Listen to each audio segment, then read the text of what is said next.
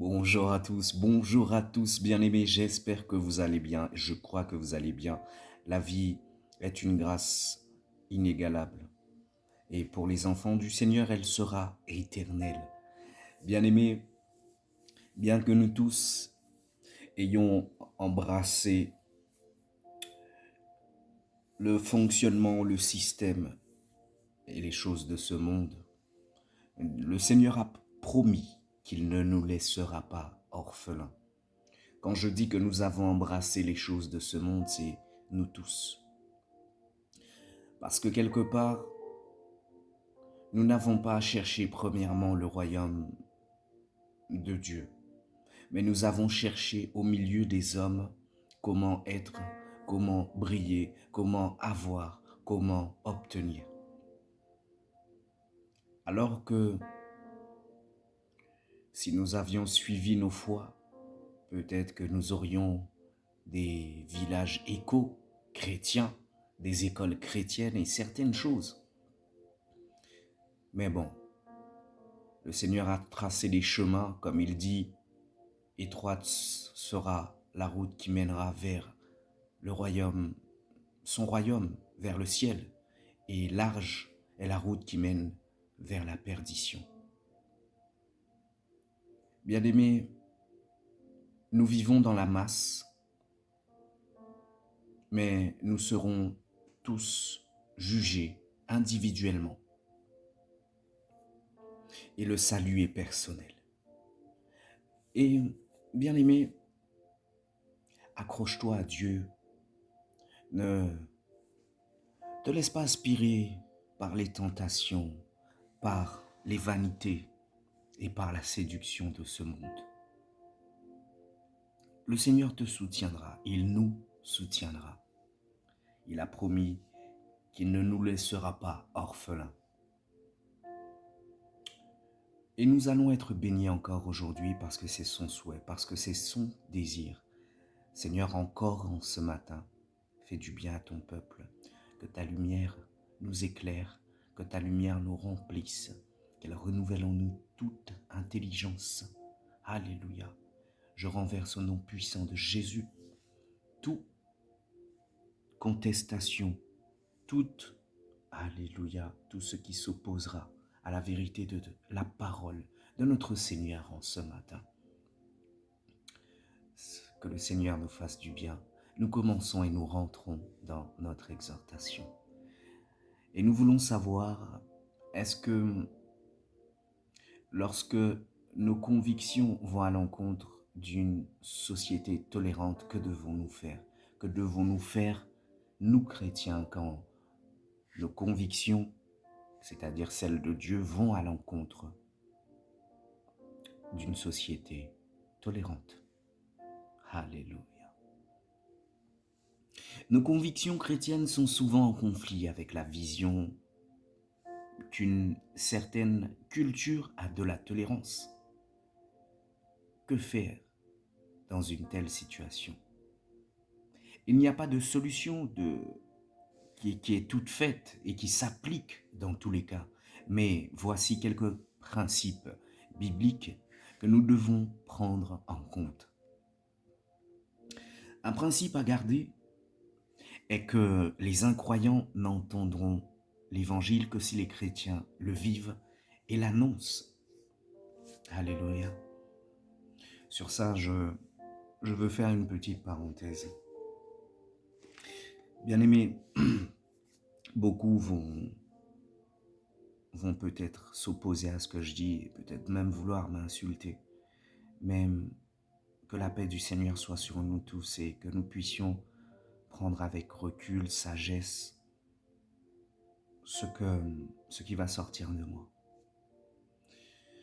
Bien-aimés, nous savons que la musique a été créée par notre Seigneur pour lui rendre gloire à lui et à lui seul. Il a dit que nous ne devons pas nous conformer au siècle présent, mais qu'en toute chose, que nous devons être renouvelés dans notre intelligence par le Saint-Esprit. Il dit encore que nous sommes dans ce monde, mais que nous ne sommes pas de ce monde. Et que le jour et la nuit ne cohabitent pas. C'est-à-dire que les choses de Dieu ne ressemblent pas à celle du monde. Bien que peut-être le monde puisse prendre les choses de Dieu pour corrompre et faire tout ce qu'ils ont à faire. Mais nous, enfants du Seigneur, nous avons la plénitude de la vérité et de la sainteté de notre Seigneur par Alléluia. Et lorsque nous faisons les choses, il faut que nous puissions faire attention parce que nous vivons une période où les choses du monde sont ramenées dans l'Église. Alléluia. Bon, je vais pas m'étaler sur le sujet aujourd'hui, on n'est pas là pour ça. Je vais avancer, mais que vos consciences soient éveillées en tout cas et que le Seigneur nous fasse du bien. Nous continuons. Si nous voulons éviter complètement tous ceux qui vivent dans le péché, nous devons sortir du monde. 1 Corinthiens 5, versets 9 à 11. Nous vivons dans un monde déchu et nous ne pouvons pas éviter le contact avec le péché. Seulement, si l'un d'entre nous a un bon plan pour que nous puissions nous exiler sur Mars, en tout cas, encore même là, même sur Mars, je pense, nous serions toujours face à nous-mêmes. Nous ne pouvons pas être le sel et lumière. Enfin, nous pouvons prendre position en étant le sel et la lumière du monde comme Dieu le veut, qu'en prenant position dans le monde. La lumière n'a de sens que si elle brille dans les ténèbres. Une lumière qui ne brille pas n'est pas vraiment une lumière. Le sel ne sert à rien tant qu'il reste dans sa salière. Pour donner en tout cas la saveur à la nourriture, il doit se mélanger à elle. Alléluia. Nous allons voir ce que signifie le mot tolérer.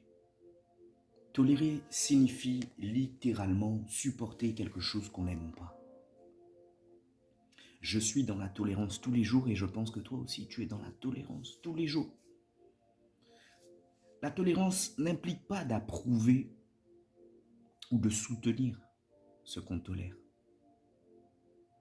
Les chrétiens doivent être aussi tolérants. En tout cas, autant que possible pour que notre amour soit visible. Parce que la force de la tolérance est assise sur l'amour. Le Seigneur nous dit souvent, nous ne sommes rien sans l'amour. L'amour donne, l'amour prend soin d'eux, l'amour regarde à, l'amour, alléluia, n'est point égocentrique. Prenons exemple des interactions commerciales. Servir un café à quelqu'un, lui vendre une voiture ou même lui louer une chambre d'hôtel n'implique pas d'exprimer ses convictions personnelles. On peut raisonnablement penser que la plupart des transactions commerciales ne sous-entendent pas d'accord moral. Dans la plupart des cas, la meilleure approche, à la fois sur le plan légal et moral, sera probablement d'interagir avec la personne, d'être un témoin et d'être tolérant vis-à-vis de tout point de désaccord. Alléluia. Nous avançons. D'un autre côté, certaines relations commerciales impliquent un certain accord moral ou social, parce qu'il s'agit de formes d'expression directe. La musique, les produits alimentaires spécialisés, l'art, la photographie, etc. Elles impliquent un investissement direct en termes de créativité et d'émotion. Nous avons l'obligation morale de refuser de rendre un service qui implique la violation flagrante d'un principe biblique clair. Surtout si un certain degré de participation est requis. À partir d'un certain point, toute interaction avec le monde semble être une caution du péché, au point où même la tolérance n'est plus possible.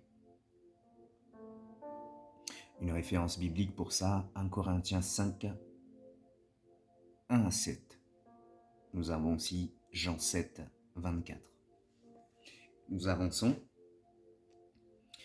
Quel serait le message transmis par une église qui organise des cultes interactifs avec des sorcières, des féticheurs, des marabouts, par un juge qui déciderait de tolérer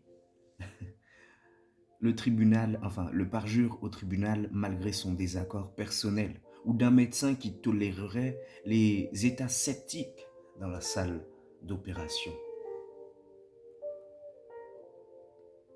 Le Seigneur nous exhorte à ne pécher contre notre conscience, à ne pas pécher contre notre conscience guidée par l'Esprit.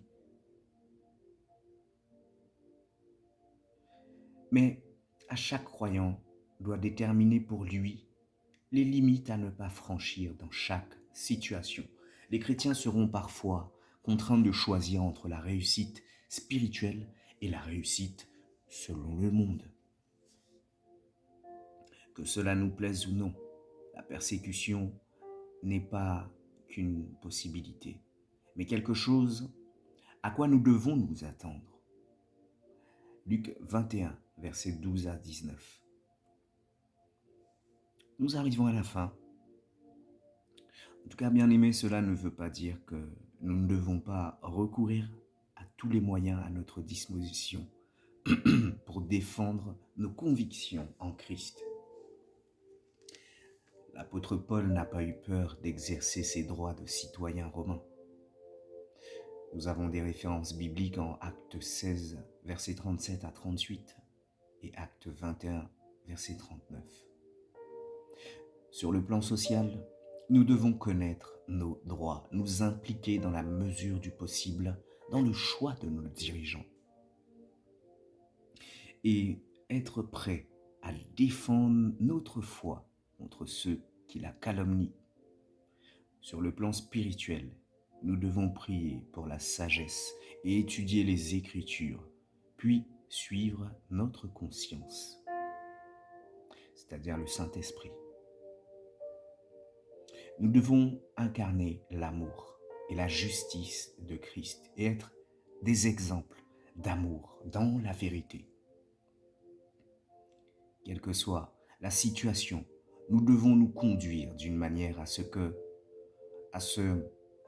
ceux qui critiquent votre bonne conduite en Christ soient couverts de honte. Alléluia. Bien-aimé dans le Seigneur, je te souhaite une agréable journée. À très bientôt. N'hésitez pas à activer la cloche de notification et vous abonner et à partager autour de vous. Tel que tu as été béni, bénis quelqu'un autour de toi. Soyez bénis au nom de Jésus. À très bientôt.